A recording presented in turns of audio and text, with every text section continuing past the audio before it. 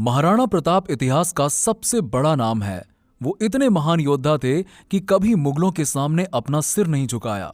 इनकी वीरता की गाथा से भारत की भूमि गौरवान्वित है। राणा प्रताप मेवाड़ के राजा बने, जो आज वर्तमान में राजस्थान में स्थित है। प्रताप राजपूतों में सिसोदिया वंश के वंशज थे और बहुत ही बहादुर राजपूत थे, जिन्होंने हर परिस्थिति में अपनी आखिरी सांस तक अपनी प्रजा की रक्षा की। इन्होंने सदैव अपने और अपने परिवार से ऊपर प्रजा को माना। ऐसे राजपूत थे ये, जिनकी वीरता को अकबर भी सलाम करता था।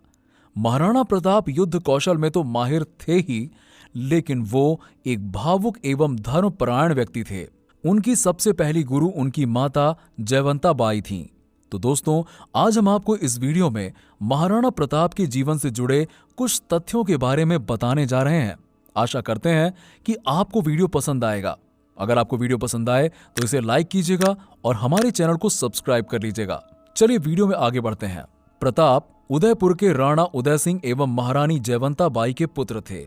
प्रताप का जन्म होते ही वो महाराणा प्रताप नहीं बन गए। उनके जीवन के संघर्ष ने उन्हें ये पदवी दिलाई। महाराणा प्रताप का जन्म 9 मई 1540 में उत्तर दक्षिण भारत के मेवाड़ में हुआ था। महाराणा प्रताप को बचपन में कीका के नाम से पुकारा जाता था। ये नाम महाराणा प्रताप को भीलों से मिला था, जिनके संगत में वो पले बढ़े थे। कीका का मतलब होता है बेटा, और भील उन्हें अपने बेटे की तरह मानते थे। बचपन से ही महाराणा प्रताप साहसी, वीर, स्वाभिमानी एवं स्वतंत्रता प्रिय थे।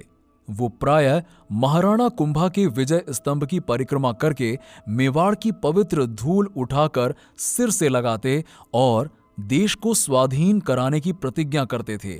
वैसे तो गद्दी पर जगमाल सिंह को होना था, लेकिन राजपूतों की सलाह के बाद महाराणा प्रताप को गद्दी संभालनी पड़ी, जिस कारण महाराणा प्रताप के पिता महाराजा उदय सिंह, क्योंकि उनकी कई रानियां थीं, महाराजा उदय सिंह का अपनी समस्त रानियों में से एक रानी धीर बाई से सर्वाधिक प्रेम होने के कारण रानी धीर बाई की इच्छानुसार उनके पुत्र जगमाल सिंह को महाराणा प्रताप के स्थान पर राजगद्दी सौंप देने के लिए वरीयता प्रदान की गई, और अपना उत्तराधिकारी घोषित कर देना ही प्रजा में क्रोध और निराशा का कारण बन गया।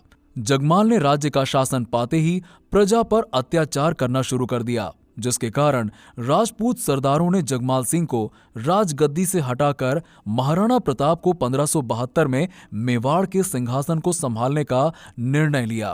पर सिंहासन पर बैठते ही उन्होंने अभूतपूर्व संकटों का सामना किया, मगर धैर्य और साहस के साथ उन्होंने हर विपत्ति का सामना किया। महाराणा प्रताप के शासनकाल में सबसे रोचक तथ्य यह था कि मुगल सम्राट अकबर बिना युद्ध के प्रताप को अपने अधीन लाना चाहता था। इसीलिए अकबर ने प्रताप को झुकाने के लिए 4 बार राजदूत को नियुक्त किया, जिसमें सबसे पहले सितंबर 1572 ईस्वी में जलाल खां प्रताप के खेमे में गया।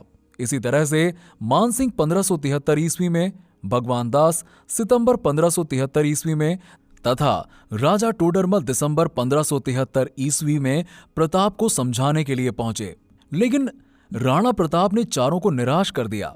इस तरह राणा प्रताप ने मुगलों की अधीनता स्वीकार करने से मना कर दिया, साफ साफ मना। और उसके बाद हल्दी घाटी का ऐतिहासिक युद्ध हुआ। हल्दी घाटी का युद्ध इतिहास की बेमिसाल कड़ी थी, जो महाराणा प्रताप को सबसे वीर योद्धा बताती है। ये युद्ध 18 जून 1576 को 4 घंटों तक चला, जिसमें मेवाड़ और मुगलों के बीच भयंकर युद्ध हुआ। विशाल सेना के साथ मुगल सेना का नेतृत्व आसफ खां और मान सिंह कर रहे थे। वहीं महाराणा प्रताप की सेना का नेतृत्व एकमात्र मुस्लिम सरदार हाकिम खां सूरी ने किया था। इस युद्ध में कुल 20,000 महाराणा प्रताप के राजपूतों का सामना अकबर की कुल 80,000 मुगल सेना के साथ हुआ था। महाराणा प्रताप की सेना अकबर की सेना के मुकाबले काफी कम थी, लेकिन साहस और शौर्य से भरी हुई थी, क्योंकि उनके योद्धा महाराणा प्रताप थे।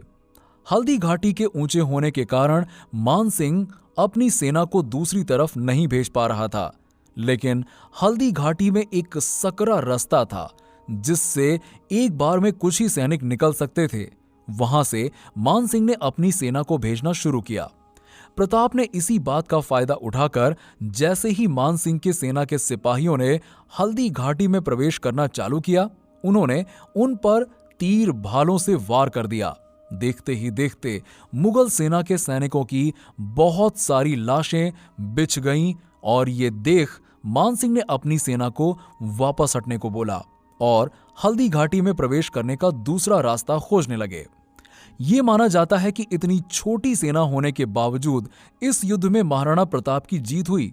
अकबर के सैनिकों को महाराणा प्रताप की सेनाओं ने मिलकर पराजित कर दिया। हल्दी घाटी के युद्ध के बाद महाराणा प्रताप ने अपना जीवन जंगलों, पहाड़ों में गुजारा। साथ ही युद्ध के बाद उन्होंने अकबर को भी कई बार मात दी और अब सेनाओं के साथ नहीं बल्कि अपनी एक गुट के साथ वो छिपकर अचानक मुगलों की पलटन पर वार कर देते थे, जिसको बाद में शिवाजी ने भी अपनाया और उसे गुरिल्ला रणनीति से युद्ध करने का नाम दिया गया। जंगल में रहते हुए उन्होंने कई मुश्किलों का सामना किया पर कभी हार नहीं मानी। अपनी जिंदगी में महाराणा प्रताप कभी भी अकबर के आगे नहीं झुके। हल्दी घाटी के युद्ध के पश्चात बादशाह अकबर को महाराणा प्रताप के पराक्रम से इतना खौफ हो गया कि उसने अपनी राजधानी आगरा से सीधे लाहौर विस्थापित कर ली और फिर दोबारा महाराणा प्रताप के पश्चात ही उसने अपनी राजधानी आगरा को बनाया। अगर बात महाराणा प्रताप की हो तो उनके घोड़े चेतक को हम कैसे भूल सकते हैं, जो उनका सबसे प्यारा और उनके आंखों के इशारों को समझने वाला था। इतिहासकार तो ये भी कहते हैं कि महाराणा प्रताप की नजरों में इशारों से ही चेतक अपना रास्ता बदलता था।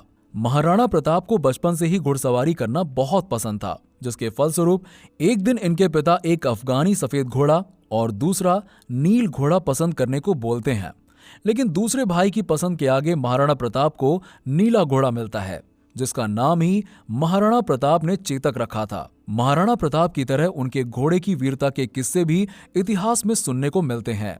युद्ध के दौरान जब चेतक के पैरों में भाले से काफी गहरी चोट लग गई थी, तब महाराणा प्रताप को सुरक्षित स्थान पर पहुंचाने के बाद ही चेतक ने अपना दम तोड़ा था। महाराणा प्रताप को सुरक्षित स्थान पर पहुंचाने के रास्ते में एक 27 फीट खाई भी आ गई थी, जिसको पार करना किसी भी घोड़े के बस की बात ही नहीं थी। लेकिन प्रताप का घोड़ा इतना संवेदनशील था कि उसने प्रताप की हालत को भांप लिया और हवा की रफ्तार से छलांग लगा दी और खाई के दूसरी तरफ पहुंच गया। लेकिन युद्ध में चेतक भी बुरी तरह से घायल हो गया था, इसीलिए खाई से कूदने के कुछ दूर चलने पर ही उसकी मृत्यु हो गई। उस समय पहली बार महाराणा प्रताप रोए थे, क्योंकि वो चेतक ही था जिसकी वजह से महाराणा प्रताप ने कई युद्ध जीते थे और आज उनकी जान भी बचाई थी। चेतक को आज भी पूरे भारत में एक वीर योद्धा के रूप में माना जाता है। तो दोस्तों, सलाम है ऐसे चेतक की वीरता को।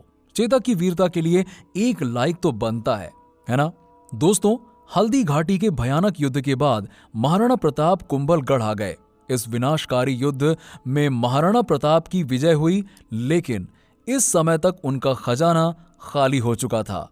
हल्दी घाटी के 4 महीने बाद ही फिर सन 1570 में एक बार फिर से अकबर ने शहबाज खान के नेतृत्व में भारी सेना कुंभलगढ़ पर कब्जा करने के लिए भेज दी। हल्दी घाटी के युद्ध के बाद मेवाड़ की सेना के लिए युद्ध भारी था, इसीलिए महाराणा प्रताप ने समझदारी दिखाते हुए किले को त्याग दिया। अब कुंभलगढ़ पर शहबाज खान का अधिकार हो गया, लेकिन महाराणा प्रताप शांत बैठने वालों में से नहीं थे। वो समय लेकर अपनी सेना के साथ तैयार रहे, जिससे वो फिर से कुंभलगढ़ को पा सकें। कुछ ही महीनों बाद महाराणा प्रताप ने फिर से सेना को पूरी तरह से तैयार किया। शहबाज खान पर आक्रमण करके कुंभलगढ़ को वापस जीत लिया। कुंभलगढ़ विजय के बाद राणा ने सभी सरदारों को बुलाया। महाराणा ने सिंध की तरफ धन जुटाने व विशाल सेना को संगठित करने के लिए कूच किया, ताकि अकबर पर सीधे हमला किया जा सके।